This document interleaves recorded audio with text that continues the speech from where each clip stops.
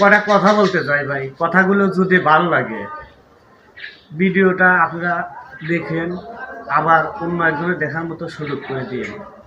আপনার বাড়িতে যদি একটা গরু থাকে, ওই গরু যদি আপনার দুধ দেয়, ওই দুধটা দোয়ানোর সময় তখন যদি আপনার একটা লাত্তিও দেয়, ওই লাত্তির কথা কিন্তু মনে থাকে না, কারণ সে আমাকে 5 কেজি দুধ দিচ্ছে, ঠিক আছে।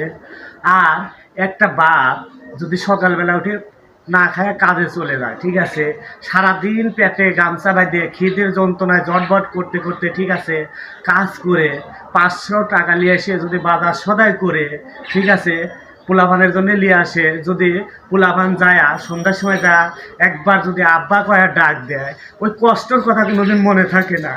যে যাই করেন, ঠিক আছে, বাপ মা হয়ে কোনোদিন কষ্ট দিয়ে না ভাই, কষ্ট দিয়ে। আপনার